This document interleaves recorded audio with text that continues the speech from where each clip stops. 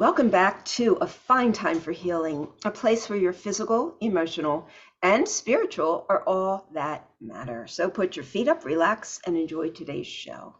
If you like today's show, please give us a thumbs up. And if you are not already a subscriber, I would love for you to subscribe to this channel.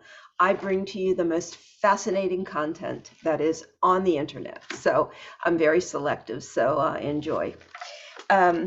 Today we have with us Ralph Kilmann, PhD, who is the CEO of Kilmann Diagnostics, KD, in Newport Coast, California. In this position, he has created all of KD's online courses and assessment tools on the 4 timeless topics of conflict management. I know all your ears are perking up when I say that. Change management, expanding consciousness, which my ears perk up, and quantum transformation. Ralph earned both his BS in Graphic Arts Management and MS in Industrial Administration from Carnegie Mellon University, and a PhD degree in the Behavioral Sciences in Management and Social Systems Design from the University of California, Los Angeles. Today we're going to be talking about Ralph's book. Let's take this off. Ralph's little note, Mastering the Thomas-Kilmann Conflict Mode Instrument, TKI. This is going to be super fascinating. So, welcome, Ralph. It's great to have you. It's great to be here, Randi. Thank you so much. My pleasure. Okay. So your book is called Mastering the Thomas-Kilmann Conflict Mode Instrument, TKI. What is that? Briefly, I mean, this book goes into a lot of detail, but briefly tell us what it is. Well, 50 years ago, I met Ken Thomas when I entered the doctoral program at UCLA. His interest was in conflict management. My interest was in instrument development. How do we measure these fuzzy things like conflict and power and communication and narcissism or whatever the topic happens to be? Can we put a number on it so we can assess people and then they have something more concrete to talk about? So to make a long story short, we created this instrument that measures 5 conflict modes. I should mention that in the early 70s when we did this, there was hardly any discussion in the media about conflict. Conflict was a topic in a sociology course, maybe a political science course, maybe a psychology course, but that was it. And then fast forward the last decades, particularly the last one, all that people really talk about now is conflict, whether it's inside themselves, with other people, in the workplace, not to mention international conflict and civil wars, polarization on the political front. We are enmeshed with conflict. And so I'd like to say that Ken and I anticipated that 50 years ago, but we didn't. We just were academics interested in the conflict topic and trying to measure something as vague as that. And now we see that there is so much interest in people understanding what is conflict. Should I run away from it? Should I hide? Is it bad? Or is it something I can learn from, grow, and develop, and use it as an opportunity to become a better person and develop a better organization? Wow, you guys were really trailblazers, very much ahead of your time. And you're right, it is, conflict is the number one topic right now in so many ways, and you named most of them. So you talked about the 5 conflict handling modes. What are they? Well, first, they're defined by 2 underlying dimensions. There's this model called the TKI conflict model. And on the y-axis, the vertical axis, we have assertiveness. That's the extent to which you try to get your needs met in a conflict situation. The other axis is the horizontal or the x-axis, and that goes from left to right, and that's cooperativeness. That's the extent to which I try to get your needs and concerns met in a conflict situation. So on this conflict management space of my trying to get my needs met and my helping you get your needs met, we have these 5 modes. So high assertiveness and low cooperativeness is called competing. I'm just concerned about my needs for the moment. I'm not at all concerned about your needs in the conflict situation. The opposite of that is accommodating. I'm not at all concerned about my needs, and I want to see your needs get satisfied. So I give in to you, I accommodate, I let you have your way. In the middle between competing and accommodating is compromising. We take a middle ground. We flip a coin. We take a middle position. We split the difference. And then at the very bottom, where there's no assertiveness and no cooperativeness, we have the conflict mode avoiding. We leave the situation. We withdraw. Nobody gets their needs met. Now, as it turns out, there's good times to avoid and there's bad times. So each conflict mode has its use. So for avoiding, if tempers are hot, if people are not listening to one another, if you don't have to make a decision right now, then hold off and wait a while. That's avoiding. Okay. But if it's really important to you and the other person, and you simply don't like conflict, and that's why you stay away from it, that's bad avoiding, because no one's getting their needs met. Okay. Lastly, the fifth conflict mode sounds at first like the ideal. It's called collaborating. And that's high in assertiveness and high in cooperativeness. I want to get my needs met and I want to get your needs met. It's not either or. But to collaborate, certain conditions must be present. We must trust each other to share what we really want and need. We must be able to communicate effectively our needs and wants. We must have time to hold that discussion because collaborating takes time. So if you're in a crisis mode, that's not the time to collaborate. Stress must be moderate or low so you can listen to one another and think clearly. So unless those conditions are there, you can't get everyone's needs met, and then you have a fallback position with the other four conflict modes. But with the conflict instrument, the TKI, people find out, and this is the beauty, whether they've been using certain conflict modes too much or too little. Some people use one mode all the time. They always compete. They always have to have their way. Or they always accommodate because they don't think they deserve it, so they always give in. But with the TKI instrument, they found out why. Why do I use just one or two modes? I've got these other choices. And then I can learn when is each mode effective. So I read the situation and say, this is a good time to compromise or accommodate or compete or collaborate or avoid. And you make that a conscious choice. So instead of habitually doing the same thing again and again, no matter what the nature of the conflict and the situation is, you read the situation and you become mindful and choiceful. That makes so much sense. I mean, that's it. That's really it. So, the book that you wrote, is this really for practitioners or is it for all of us? Well, anyone who's embroiled in conflict. So that's pretty much everyone. And there's, of course, interpersonal conflict is the key. We can all identify with friends or lovers or spouses or children when we have differences. And the question is, how do we resolve it?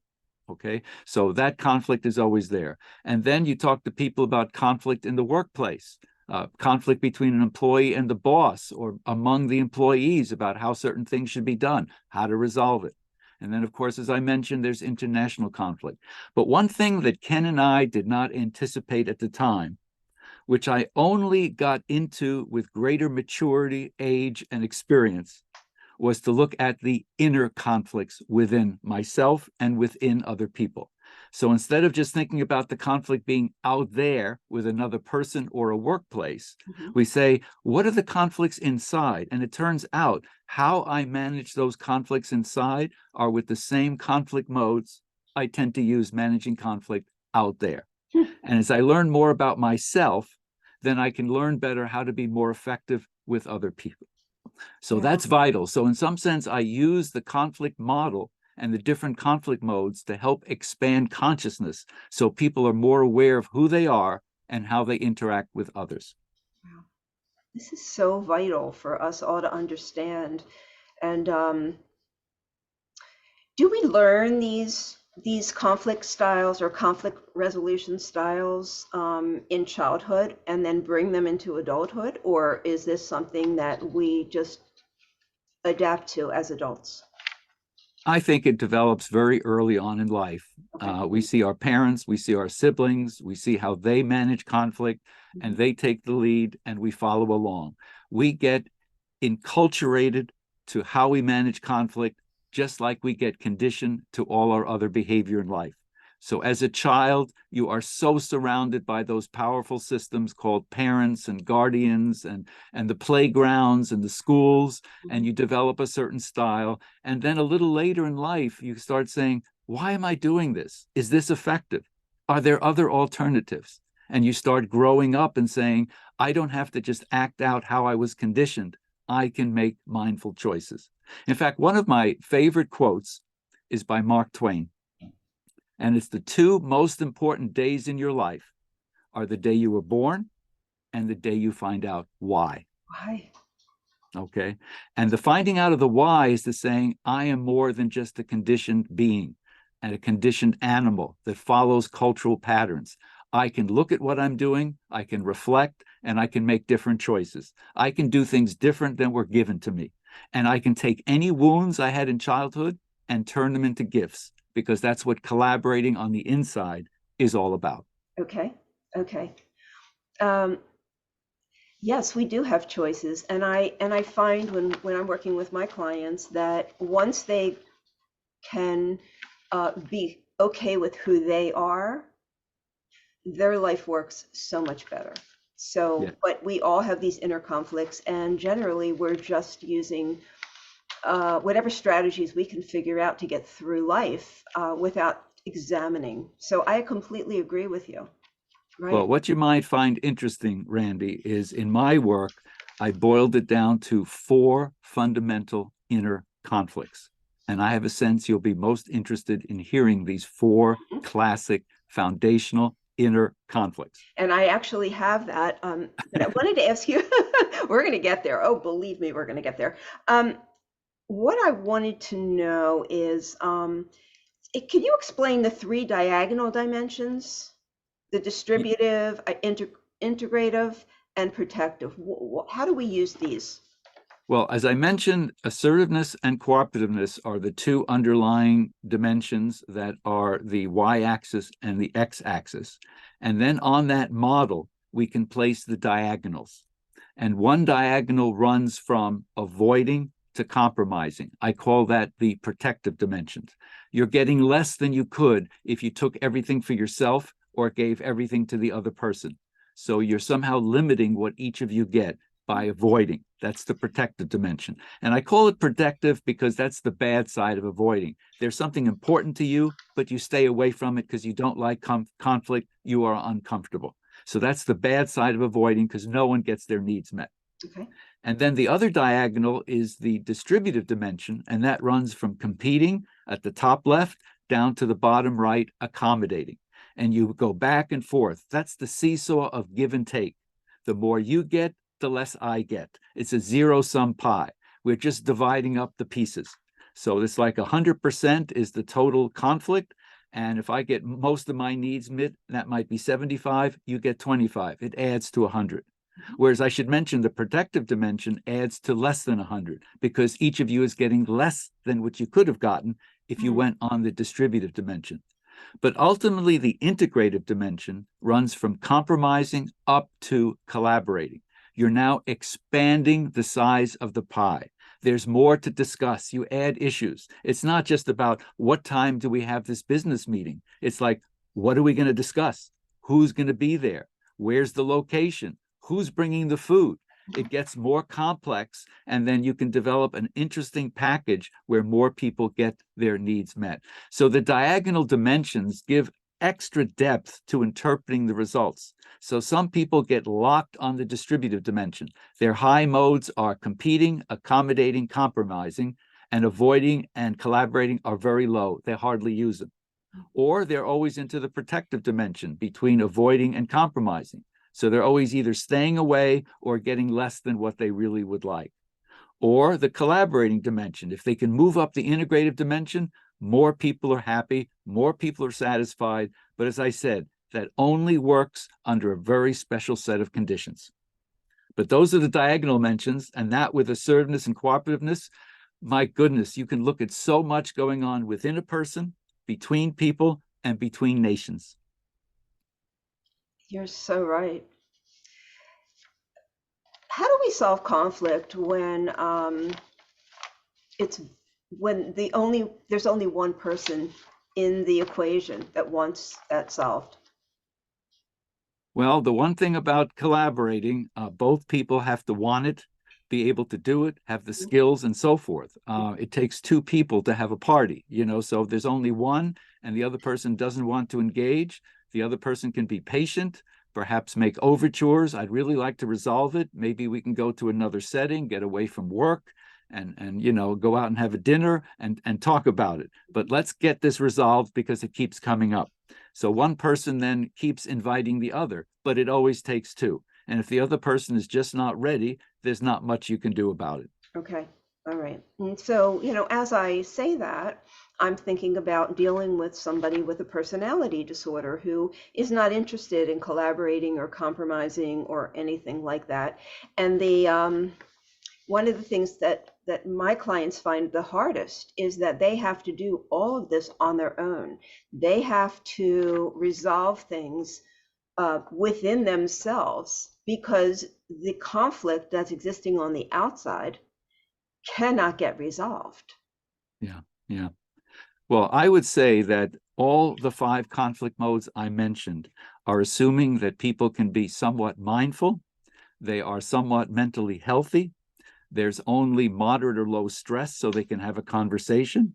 Otherwise, nothing is going to happen that's going to be effective and supportive of resolving the situation. So we have to develop the conditions so that people can have that conversation and so that people can resolve their issues.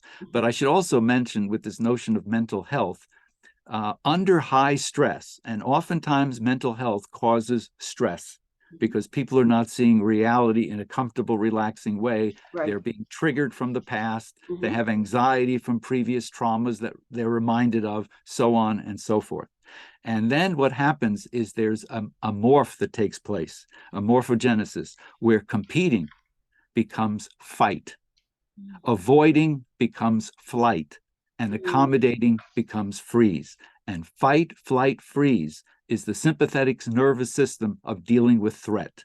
It's like seeing something that's very scary. You can't mindfully think about it. You either run from the situation, you fight it, or you pretend you're dead and you freeze on the spot and hope the danger goes away. But those are not mindful choices. Those are simply reactions by what is called the reptilian brain. And the reptilian brain just wants to survive and to protect itself. So its behaviors for conflict management are fight, flight, freeze. So when you're dealing with people who can't be mindful, can't be choiceful because they're under so much stress, whether it's for mental health or for other reasons, you can expect fight, flight, freeze, not competing, accommodating, compromising, let alone collaborating. Okay, I can truly see that. Okay, and so when we're in fight, flight, freeze, nothing's going to get really resolved. And we're in those, in fight, flight, freeze. How do we begin to resolve within ourselves? How do we get out of that mode to the point where we can wake up and become mindful of what we need to do for ourselves? Well, I've seen a lot of programs develop about mindfulness, which includes things like yoga and reflection, and people going on consciousness retreats to learn more about themselves. And I would like to see this brought into organizations. In fact, I wrote another book called The Courageous Mosaic. This was back 2013, I believe it was. And in that book, I talk about how we have to reposition all our public education to nurture the expansion of consciousness. What good is it to have high English and math scores if you don't know who you are and why you are here and what you're capable of doing? So we have to realize that it is that consciousness that enables our citizens to work well with one another and to build a happy, healthy environment for people to grow and develop. But without consciousness, that's not going to happen. So we really need to get people to be more mindful, healthy. I certainly believe there's been and there continues to be a mental health crisis in the US. We don't understand it. And yet it's all over the place. And yet you can't have a good conversation if people are still seriously wounded from the past and they haven't transcended those wounds to become a healthy, effective, interacting person. You know, this is something that, I'm a big proponent of. I really do think the educational system has got to change. They're not teaching us tools for life. These are Yeah. very important. There's so many things, how to cope with situations, how to compromise. And this consciousness and mindfulness is so important. I'm really hoping that at some point this gets integrated. I don't know, the way things are right now, it's not going to happen anytime soon, but it could happen.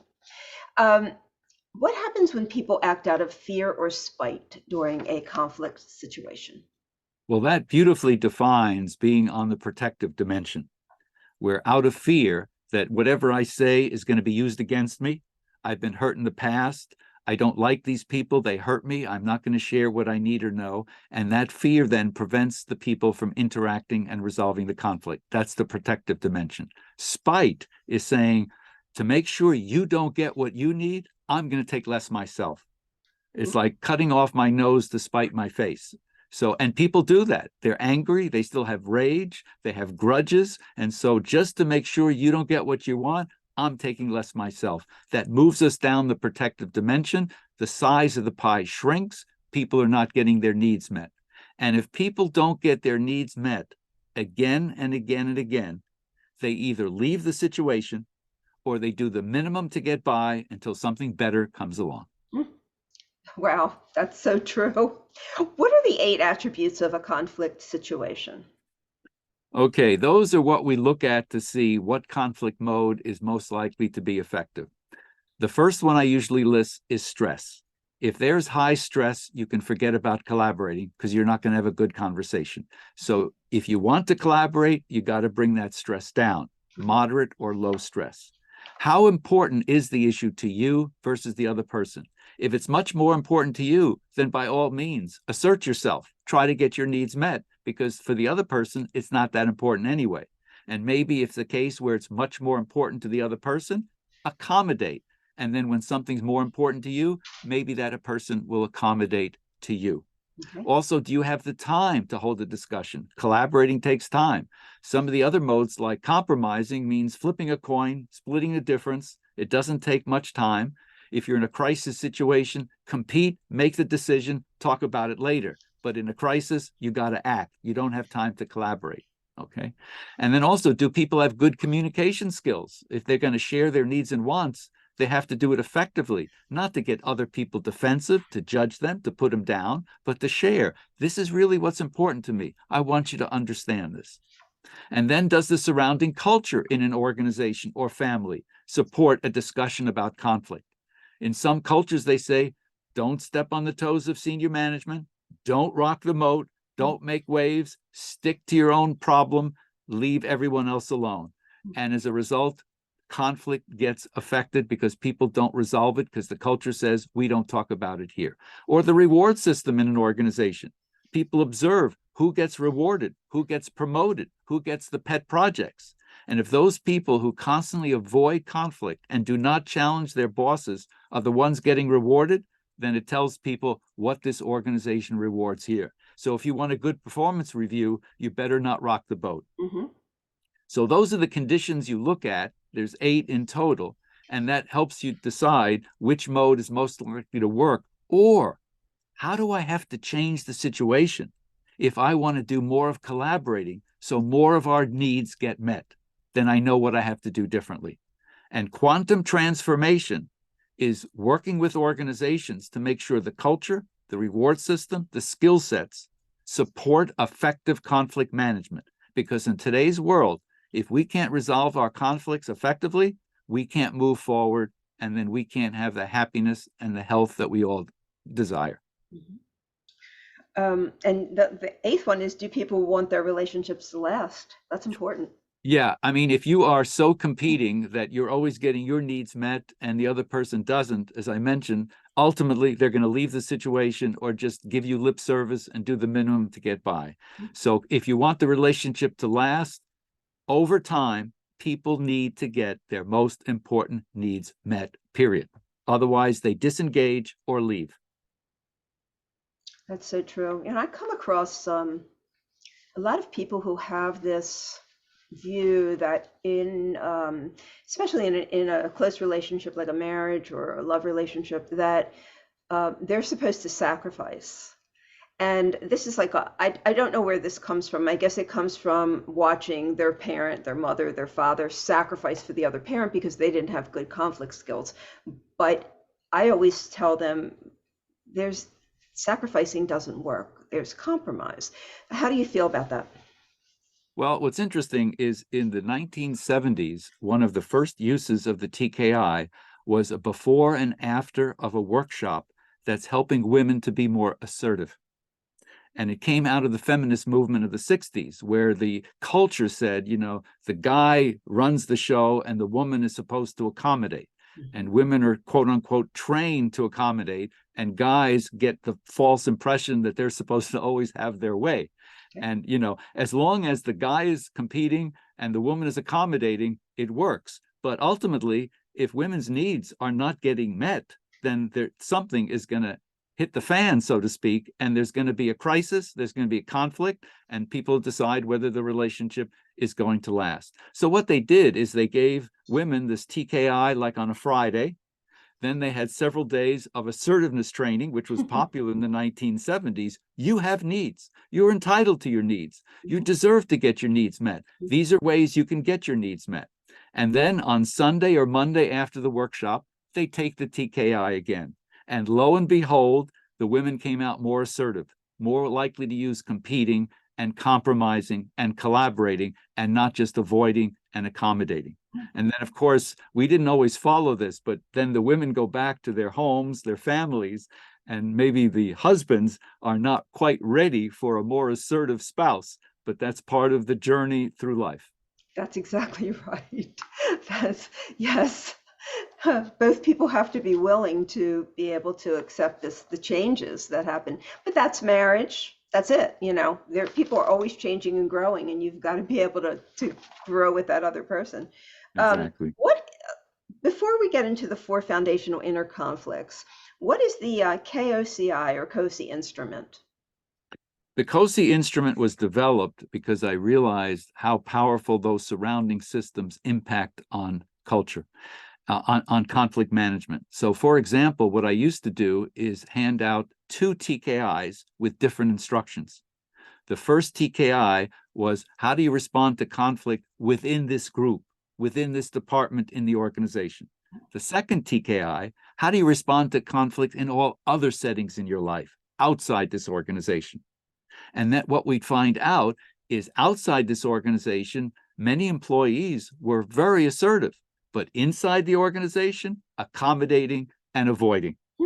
In fact, what was fascinating is when I put the TKI conflict model on the organization chart, on each box on the organization chart, and showed the results. As you move down the hierarchy, more and more accommodating and avoiding. At the top of the hierarchy, competing, collaborating, compromising, the more assertive modes. But the executives can afford to be assertive. The question is, what does the culture say if people below can't be assertive and they wind up avoiding and accommodating?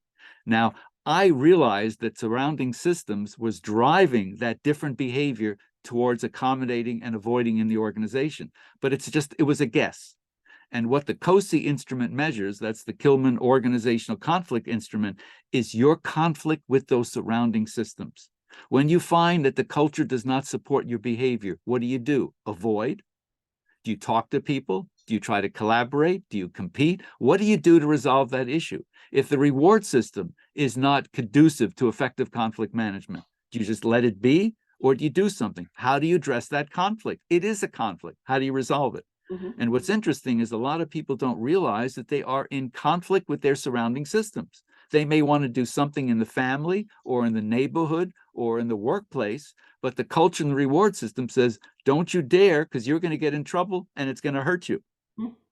So I wanted to measure explicitly, what about the culture, the strategy, the structure, the reward system, the teams in the organization are making it difficult for people to use the conflict modes that would satisfy their needs and other people's needs. So that's what the COSI instrument measures, your conflict with surrounding systems. The TKI is just measuring the 5 conflict modes. It doesn't ask you about your surrounding systems. So it kind of helps us understand the context within which conflict management takes place. Okay. What do we do if I mean, from what I've observed, most hierarchy systems run the way that you've said, where, the people, as it trickles down, you have to be more and more accommodating against your nature or your best judgment or whatever you're comfortable with. And there are many situations where those people at that lower level cannot get their needs met. So what do we do? Well, I'll give you an extreme case of that. As you were talking, it reminded me of one of the consulting projects I did in Spain in the late 1980s.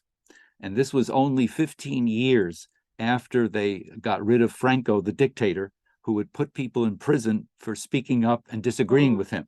Okay. So they were still living within that environment. And when I first got there, the CEO was this enlightened person who wanted to bring his organization into the 21st century, period. He was a very inspiring, charismatic person. And so he wanted to bring this program to his organization. He realized the need. And as a result of that, we had discussions. Now, as I worked with the people every month for 2 years, I would go to Spain for 1 week a month for 2 years, working with the various groups in the organization. In the beginning, nobody would say a thing. In fact, everything was done through interpreters and translators.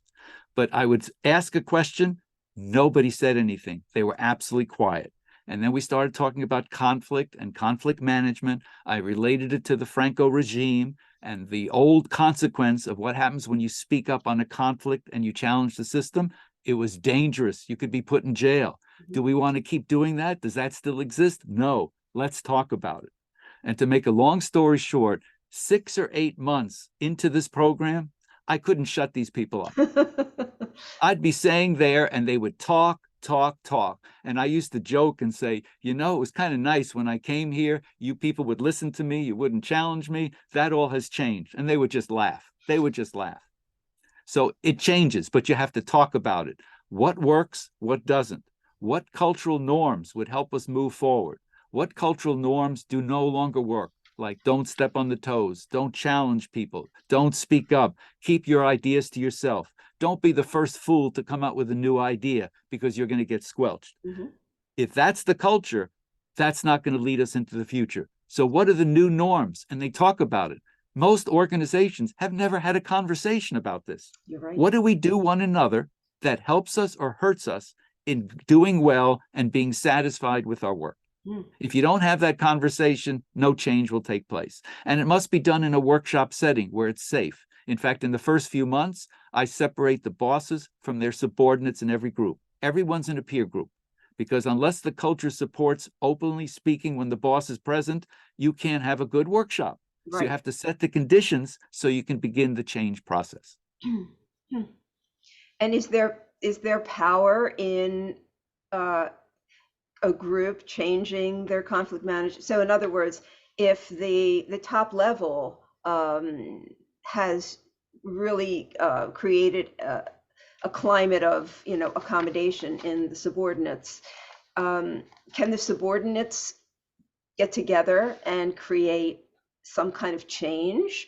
Or I guess that would really depend on whether the upper level management is willing to. Well, there's always pockets in the organization where somehow people defy the odds and say, I want this environment, and within my group, this is how we're going to operate, even though when I go to other department meetings, it's a very different scene.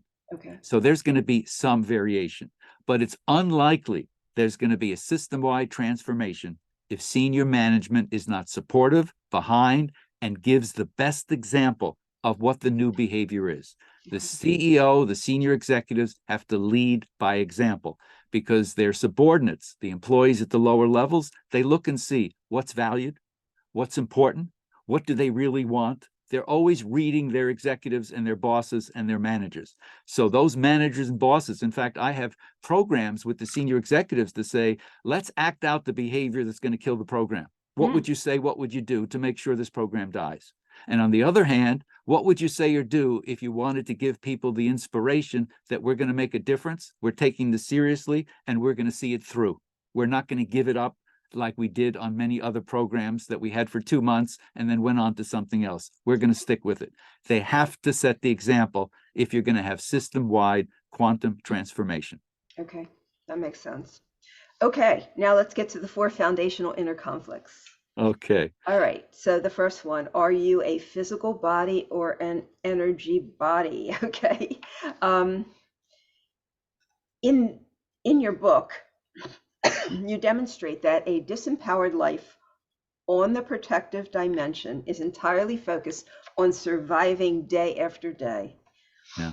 And then after that, you demonstrate what happens when the person radiates the higher levels of emotional energy, such as courage, neutrality, willingness, acceptance, and reason as channeled through their heart chakra and their throat chakra. Okay, so speak to that in layman's terms. What did I just say? Well, in the Western world, I find that people see the world in physical terms. I'm a physical body. That's who I am. What sometimes has been called a skin encapsulated ego. I am what's inside my skin, and it's all physical. Okay. And as a result of that, that's all that I see. That's how I interact with people. And yet, in the Eastern world, we've been exposed to this, there's a thing called subtle energy. And when you walk into a room, you can feel the mood. It's not something physical. You sense it. You can read it. Emotional intelligence is all about reading the cues, the emotions, the energies. That may say more than any words that anyone says that comes out of their mouth. So the question is, do you recognize that the universe is also about energy, the transmission of energy, and that ultimately energy moves the world? It's another translation of Einstein's famous equation of E equals mc squared. Energy is all what matter is about, and matter ultimately comes down to energy. And it's not just gross energy, it's subtle energy. And the spread of consciousness has a lot to do with subtle energy. And we also learn from the Eastern world about the energy centers in our body, the chakras, the root, the genital, the vortex, the heart, the throat, the third eye, and then the crown chakra. These are energy centers where we radiate this. Well, part of expanding consciousness is radiating energy through the higher chakras. So instead of anger and fear and pride and grief and shame, just listen to what that sounds like. We have love, joy, peace, and compassion. And when you interact with people from love, joy, peace, and compassion, the words sound completely differently. The energy, the feeling is different. Different things happen. So collaborating works better when you are surrounded by a culture of love, joy, peace, and compassion, not fear, spite, anger, and grief. It doesn't work. So the first inner conflict is to realize, and I always set it up as an either or choice on the distributive dimension. I'm either a physical body or an energy body. I set it up purposely because ultimately we integrate the two on the integrative dimension, and we realize we are both a physical body and an energy body. I am all of that. So I can be more to myself and be more to other people. And incidentally, that also means I have more opportunities for healing, all kinds of illness, disease, and health, because I can use solutions that deal with my subtle energy and not just my physical body. Yeah, many people who have suffered abuse, emotional abuse, physical abuse in childhood end up having very extreme energetic sensitivities. I find this with many of my clients, and I found it with myself. And because we grow up in an environment where for survival, we have to anticipate the energies around us. And so that becomes a norm for a child, and we take that into adulthood. And, excuse me. So it complicates people's issues when they get to be adults, because they're not realizing that a lot of what they're taking in is from other people's energies, Yeah. And and projected from the past that has nothing to do with the present. That's true. Absolutely. That's true. So I always try to broach that with people. Some people think it's very woo-woo. And what is this energy thing? I'm not about energy, but it is. when somebody tells me that they get it, I know that we can really, really move forward, because they have to understand that they're both, you know. Well, I spent 30 years at the University of Pittsburgh, and whatever Pittsburgh is in Pennsylvania and the East Coast, I was not exposed to consciousness. I got involved in therapy, but not subtle energy and those sorts of things. And then in 2001, I lived my dream and moved to California. And I discovered that California is a candy store for consciousness retreats, energy, meditation, you name it, it's here. I didn't experience that in Pittsburgh. And that's why I started really looking at myself on all these dimensions, mind, body, soul, and spirit, and then did work to bring it into organizations. That's the radical thing. Because I would be in large audiences with hundreds, if not a few thousand people, and I ask them to raise their hand. How many people have heard about Reiki and yoga and mindfulness and are doing this in your personal lives? So many hands go up. Then I ask, how many people are having these discussions in the workplace? All the hands come down. It's like taboo to bring consciousness and subtle energy discussions into the workplace. And yet people spend most of their waking lives at work. Okay. And as a result of, if they can't find peace and joy through their work in their consciousness, then they're not being very fulfilled in life. So we have to make sure that places of work is where you can express your soul, your passions, yourself in the truest form possible. Or as Shakespeare said, to thine own self be true. That means all of it, not just some mental component, everything. Right, right. I often hear people say, can I really be who I am? It's a question I get a lot, you know, Yeah. and I'm like, of course, Well, that actually leads us to the second inner right. conflict. Okay. So the second is the inner conflict of ego soul, right? Yeah. Okay. Well, the ego and soul, again, I say, are you governed by your ego or are you governed by your soul? Again, I set it up as a dichotomy to force the discussion on the distributive dimension before we realize it's not either or, we can do both. Okay. The ego is most concerned about fame, glory, achievement, accomplishment, immortality, control, power, those sorts of things. Okay. The soul asks, why am I here? It's like the Mark Twain question. Why was I given this privilege of life? What am I here to do? What is my piece of the puzzle? What is my mission? How can I leave more behind than what I brought into this world and into this life? So ego and soul ask very different questions. So it's not either or. How do we address it so our ego and soul are on the same path, are on the same page? So the energy from the ego is directed towards the soul's purpose, because the ego is energy, strong energy. It's taking energy from traumas and challenges in the past, but it can funnel it to something productive, into a gift. And that's where the soul comes to play. So you take that ego energy and you put it in the direction of why your soul is here in the first place. And then everything you do feels more meaningful, is more meaningful, and has more impact on other people.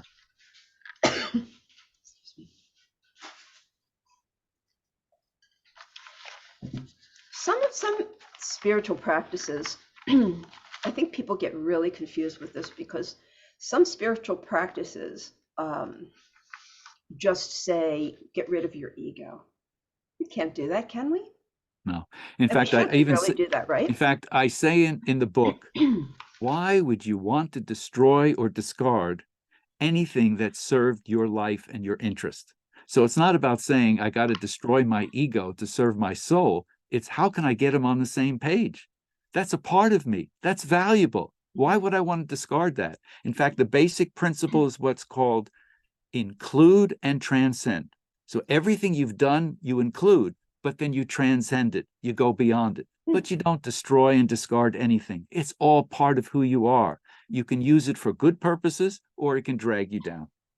Yeah, I think Eckhart Tolle talks a lot about, getting rid of the ego, and that's very confusing to people. I mean, when you do that, it it makes you one-dimensional, you know, Yeah. and we aren't one-dimensional, you know, we are I the find it more productive to say, rather than getting rid of something, how can I transform this into something that's more useful, that serves me and other people? Mhm. I think that's the healthiest approach, because it says that's taking all of who I am and doing something healthy and productive with it. Right. So why does ego get such a bad rap?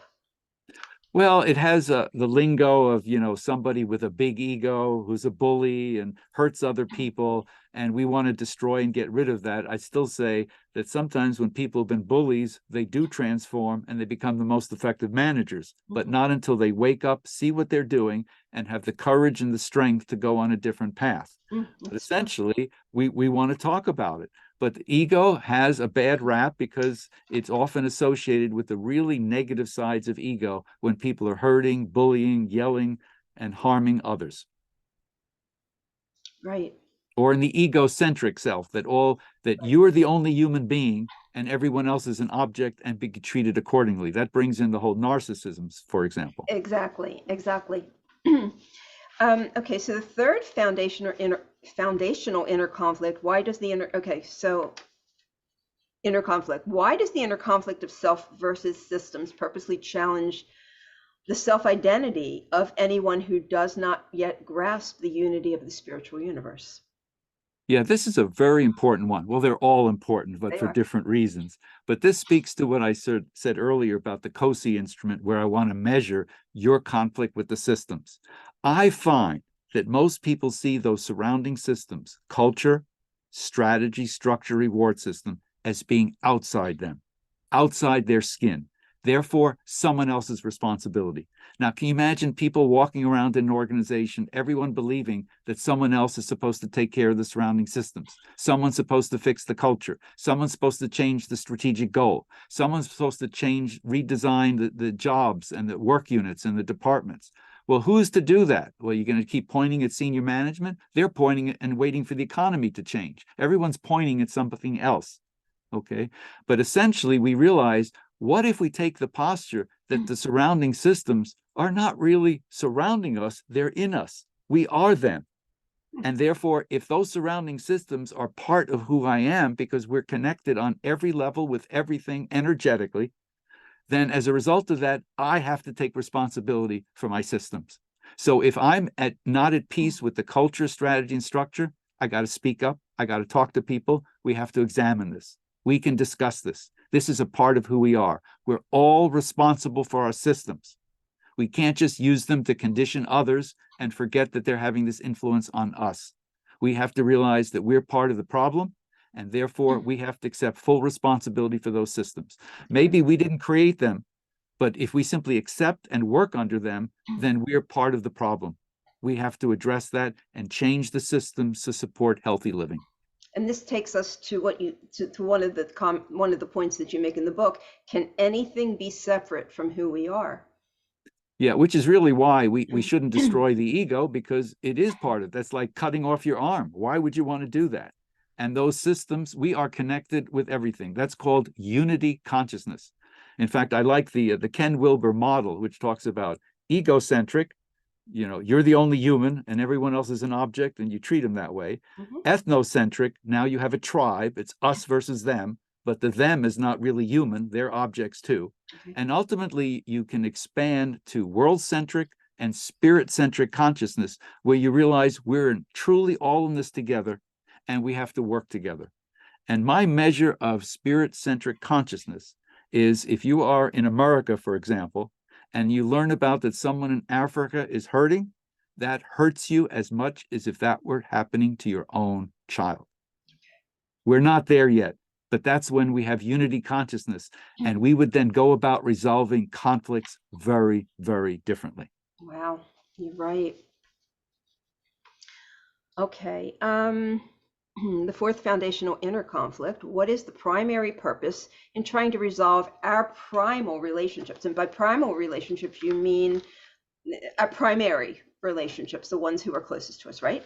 Yeah, well, we're going back to the source, typically in early childhood, whether it's parents or guardians or strangers or school teachers or bullies in school, neighborhood, Right. whatever, they all have a certain kind of influence on us, and they often cause trauma. In fact, you can't be a human being without having lived through trauma. Welcome to the human race. It's going to happen. Right. I don't condone it. I don't wish it on anyone. But once it happens, what are you going to do with it? Are you going to remain bitter? Are you going to get into grief and anger and despair? Or are you going to say, how can I turn this into a gift? And I have the fourth inner conflict, the one on primal relationships, because I think that one is easier to address after you've been through the first three. Because the hardest thing, as we say, is to face our demons, because it hurts. But if we don't face it, then we're spending most of our time living in yesterday. And if you're living in yesterday, you can't focus on today and tomorrow. So how can you fulfill your mission in life if you're still wrapped up and living out all the bad stuff that was done for you that you've never really processed and healed and transcended into a gift? And they are gifts. Yeah. You know, I mean, I've learned that with my life, you know, that when I look back, everything had a purpose and everything brought me to where I am today. I have to be very careful when I'm working with people who are really at the peak of their trauma and experiencing, to let them know that there is a silver lining here, that there's, you know, that it will pay off, that they will see a reason for this ultimately. But yeah, I think the longer that we live and we can have hindsight, we can look behind us, we can see the value of all Here these. is my acid test of what can be done with those early traumas. And I've asked myself this question, I've asked other people. If you could time travel and go back in time and prevent those traumas from happening, would you do it? Well, if you are truly resolved with those traumas, and if you've used them, those wounds, to turn them into gifts, you wouldn't change it. I know what my traumas are. In fact, I wrote a book that starts with my early traumas. I couldn't just talk about consciousness without bringing myself into it. It's not like do as I say, not as I do. Right. So I wrote this book. I included my traumas. And yes, if I could go back in time, I wouldn't change them, because they made me who I am. They allowed me to find these gifts and give these gifts to others. If I didn't have the right traumas, there would be no Thomas-Kilmann instrument. Right. Same with my work. My work, everything in my past has led me to this place where I can then help other people.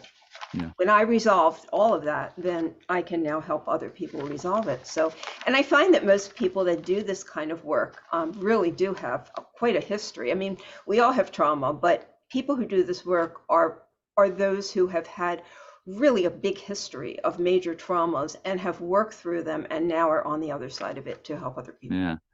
Yeah, I've even said to one person, you reminded me of something, basically saying, you haven't had enough trauma yet. And when you have enough trauma, then you're going to start looking and you're going to learn. That's so true. You know, the children who have trauma, I hate to say there's an advantage to it, but it does make you a more resilient adult once you recognize it and work through it. Children who don't have anything, there's no conflict, there's very little trauma in their life. And then they get to be adults and they're faced with the world, which is just throwing trauma at us all the time. Yeah. They don't know what to do. They're like, yeah, but the other side of it is this, Randi. I have discussed this topic with people. And in some cases, when I ask them, if you could go back in time and change the trauma, would you? And they describe their trauma to me and they say, I don't want to go back. If I did go back, I would change it. I don't want to live with this. And when they've described to me the trauma, they are truly horrific. So there are some cases where the trauma is so huge, it does make it hard to recover. I just want to acknowledge that. right, yes. It's not like there's something wrong with you if you can't recover, because sometimes traumas go to such a level, they are quite debilitating. Yes, absolutely. They are debilitating. You're Yeah. absolutely right. Thank you for saying that.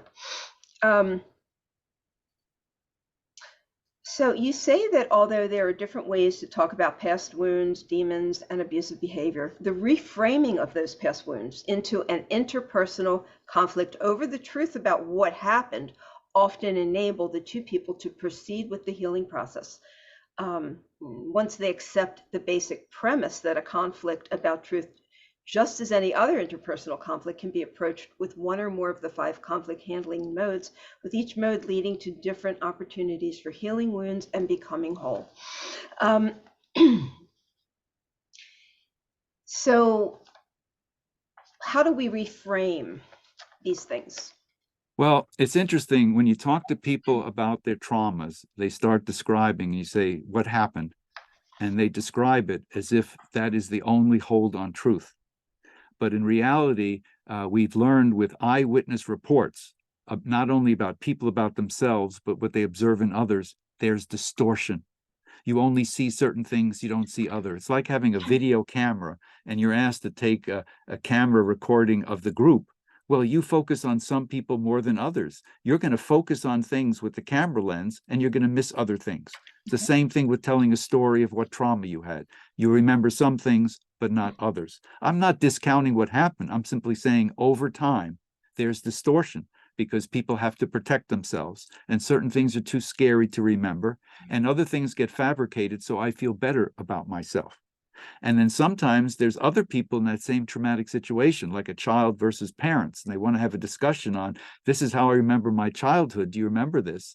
And then if they can hold such a conversation over the truth, they find out their parents had a very different version, or the stranger had a different version about what happened. It's not that it wasn't traumatic, but there is a discussion about what really happened.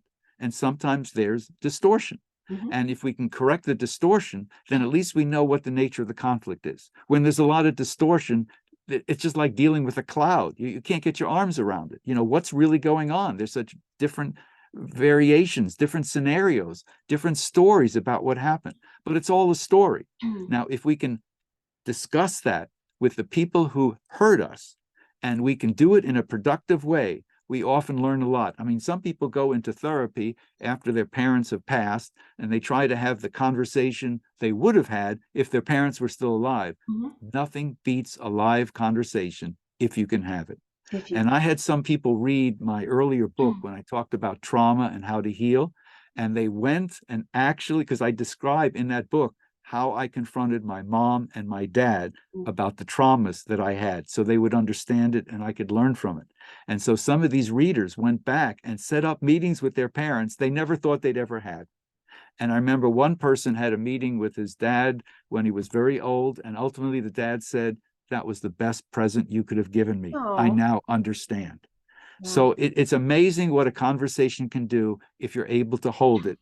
And once you've gone through those first 3 inner conflicts, I think you'll find it easier to set up meetings and discuss what happened in the past with those primary caregivers that caused trauma, and let's see if we can resolve it.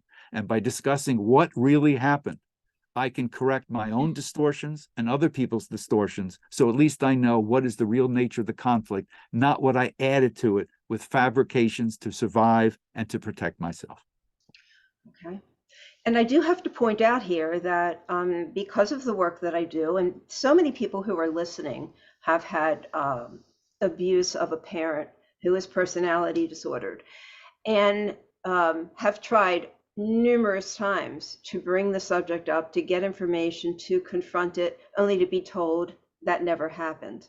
Yeah. So I know a lot of people are hearing this and going, yeah, I've done that. I've tried, you know. So I only have my version because the other parties refuse to admit that they've done anything wrong. They just won't go there, and that's well, I can difficult. just suggest this, Randy. In my own case, I kept bringing it up. I did not give up. And as my parents got older, their resistance goes down. So if you persist and you do it in a nice, constructive way, not to hurt them, not to blame them, not to put them down, but to learn. If you can do it in a healthy, constructive way, it is more likely they will reciprocate. but you may have to do it, ask for it many times. It may take a while. You may have to wait till they're old and their defenses are down, and then you can maybe have that conversation. But if you can have it, it's a very healing conversation. Right. I would imagine that it is. In my experience, as people get older with this narcissistic personality disorder, they tend to get more dug in. They tend to get more rigid, and they it's a very difficult conversation. And sometimes for self-preservation, in order for people to heal, they can't keep going back into these conversations and have the same rejection and rejection and rejection. They just have to move past it. So it's wonderful if it can happen. It really is. And I do think that people should absolutely try to do that. But I don't want anybody to think that they've failed because they've been unable. That's an excellent point. I think the lesson is give it a try, do the best you can. But if the other person doesn't reciprocate, you're going to have to find a way to resolve it on your own so you can move forward in life and not continually swim in the mess that was created, which prevents you from living today and tomorrow. Exactly. We have to make some hard choices sometimes. You know, and I think the deepest wound is our family of origin. When we can't resolve that, that's very, very difficult for people. But that's a lot of the work that I do. So this is just incredibly fascinating, and you've done some amazing, brilliant work with us. So mastering the Thomas-Kilmann Conflict Mode Instrument, TKI. So how can people get this book? Well, there it is. Okay, well, it's available on Amazon across the entire planet, whether it's the US, England, Australia, Germany. It's on Amazon, and that's probably the easiest way to order it. Okay. And do you have a website where people can go, and do you blog or anything like that about this? Yes, I have a website that has just so much information. I have most of my many articles there for people to download and read. And I have 11 online courses. I have other assessment tools, all available on my website. I have many blogs and articles. And that website is www.kilmann, 1L, 2 N's, diagnostics.com. So it's www.kilmanndiagnostics.com. Okay, great. And are you still researching? Are you still working on this? Well, it's interesting. Before I wrote that TKI book, which just came out 2 months ago, my previous book came out in 2021, and I claimed that that was going to be my very last book, and I was done writing. And then this past year, someone said to me, "Did you ever think about putting everything together about the TKI in one book?" And I said, no, I think I'm going to do that now.